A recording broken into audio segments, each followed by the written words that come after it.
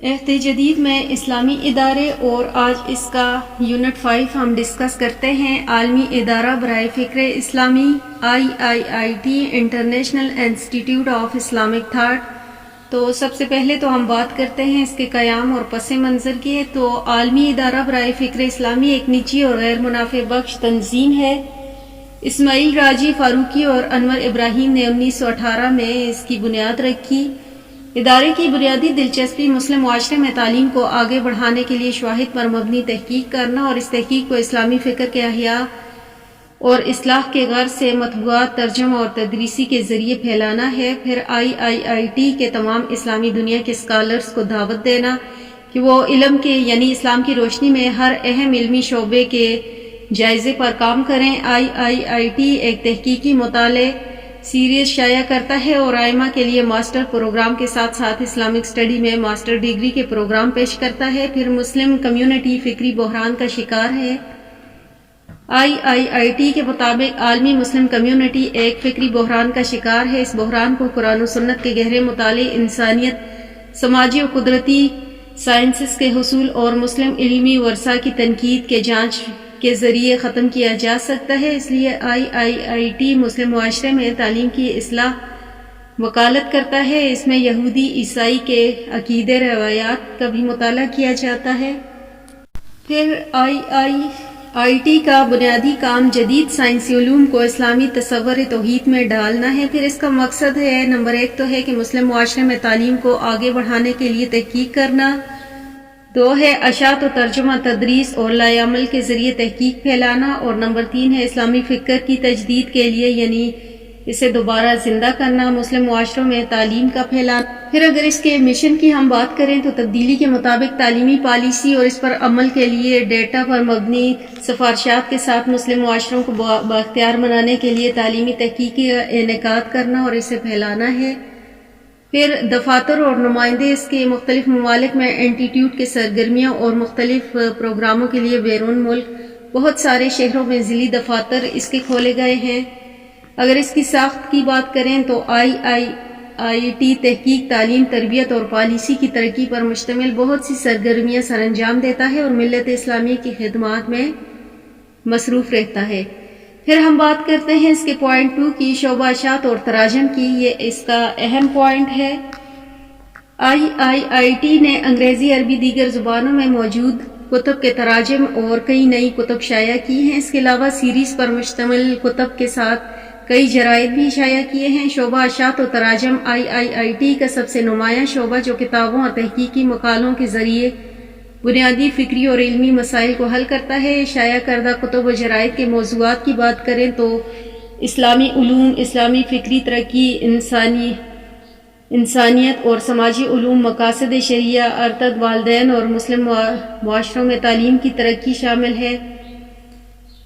اس کے علاوہ بنیادی اخلاقی اور عقیدے پر مبنی کتب شائع کیے ہیں جو ادارے کا نمایاں اختیار ہے۔ اس کے علاوہ نئے خیالات کی تلاش اور تنقیدی سوچ کی حوصلہ افزائی کرتا ہے۔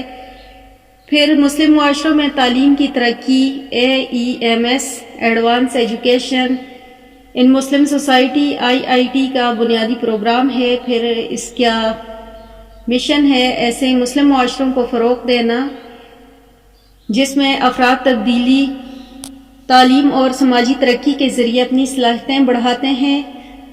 پھر اس کے بعد AEMS کا مقصد مسلمانوں، دانشوروں اور ماہرین تعلیم کی ایک نئی نسل کو بااختیار بنانا ہے۔ اس کے علاوہ تہذیب اور انسانیت میں مسلمانوں کے آپس کے تعاون کو بڑھانے کی کوشش بھی کرتا ہے۔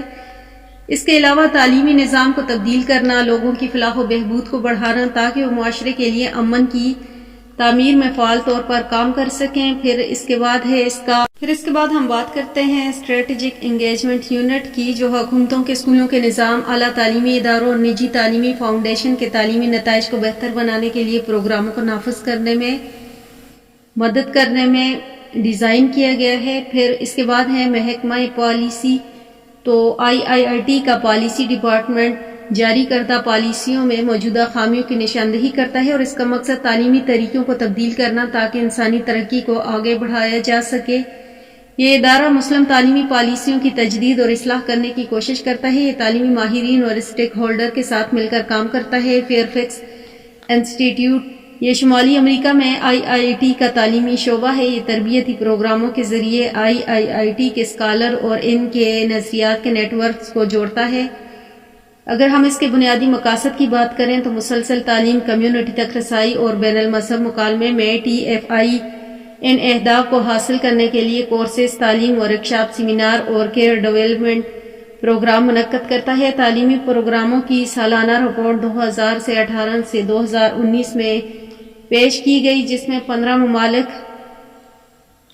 2500 سے زیادہ شرکاء شامل تھے۔ اس رپورٹ میں واضح کیا گیا کہ سیکنڈری اسکول اور یونیورسٹی کے طلباء، اساتذہ اور والدین اور دیگر جو شامل تھے اس پروگرام میں ہمدردی اور اخلاقی جیسی اقدار کو کس طرح دیکھتے ہیں۔ یہ رپورٹ اور اس کے بعد دیگر مسلم معاشروں میں تعلیم کو آگے بڑھانے کے جو نقصانات تھے ان پر بحث کی گئی۔ پھر اس کے مشن کی بات کریں تو TFI post secondary education program میں سرمایہ کاری کے ذریعے انسانی ترقی کو بڑھانے کے لیے کام کرتی ہے۔ پھر اس کے بعد ہے Alwani Alfaruqi libraries, International Institute of Islamic Thought, Taha Jabir Alwani اور اسماعیل الفاروقی لائبریریاں طلباء، اساتذہ اور محققین نے 1 لاکھ سے زائد کتب سے استفادہ کرنے کے موقع فراہم کیے۔ یہ کتب بنیادی طور پر اسلامی علوم، مذاہب کے تقابل، اسلامی تاریخ اور عربی وغیرہ سے متعلق ہیں۔ تاہم فقہ، اصول فقہ، حدیث، تعلیم، مسلم معاشروں میں تعلیم کی ترقی، قرآن و تفسیر اور انسائکلوپیڈیا آف اسلام کے ذخیرہ شدہ مجموعے لائبریریوں میں موجود ہیں۔ یہ لائبریریاں IIT کے 2 بانیوں ڈاکٹر اسماعیل فاروقی اور ڈاکٹر طه جابر الوانی نے قائم کی تھیں۔ یہ لائبریریاں تحقیق اور علمی استعمال کے لیے بنائی گئیں۔ پھر اس کے بعد ہم بات کرتے ہیں IIT کی خدمات کی، تو پہلی ہیڈنگ ہے اس کی اسلامی فکر پر سیمینار، جس کا مقصد تھا سیکھنے والوں کو اسلام کی بنیادی مذہبی تصورات کے بارے میں آگاہ کرنا اور انہیں فکری تہذیبی تاریخ کی وسیع پالیسی میں شامل کرنا۔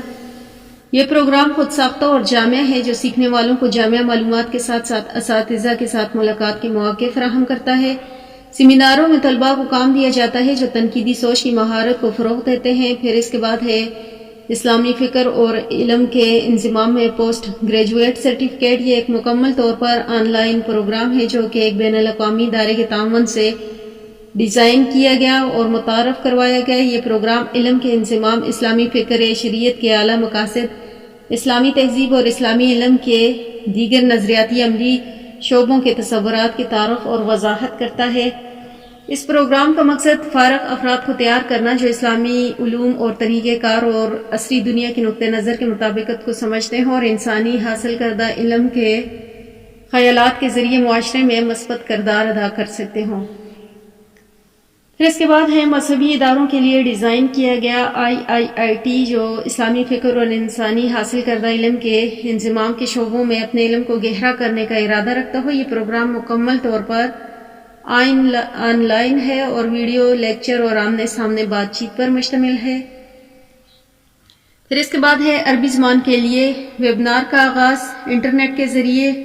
IIT نے اس کا آغاز 2021 سے کیا جس میں دنیا بھر سے سامعین نے شرکت کی۔ مغربی منڈیوں میں اسلامی مالیات پر ویبنار 2021 کو IIT نے اسلامی مالیات پر ایسے ویبنار کا آغاز کیا جس میں اسلامی مالیات کے اجزاء اور مغرب میں اسلامی مالیات میں توسیع یا ہر جگہ ہونے والی رکاوٹوں اور چیلنجوں پر روشنی ڈالی گئی جس میں دنیا بھر کے سامعین نے شرکت کی۔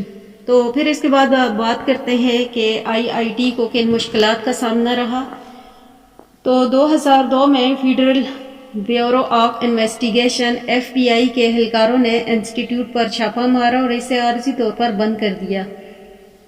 FBI والوں کو شک تھا کہ یہ دہشت گردوں کے لیے کام کرتا ہے۔ تقریباً 25 کمپیوٹر اور دستاویزات FBI نے قبضے میں لیے۔ گرین کویسٹ اس آپریشن کا نام تھا گرین کویسٹ جس میں IIT کے علاوہ دیگر 19 کاروباری اور غیر منافع بخش اداروں کو تفتیش میں لیا گیا۔ کئی دنوں تک تفتیش جاری رہی، ایجنسی کو کچھ نہ ملا، آخر کار مقدمے سے خارج کر دیا گیا۔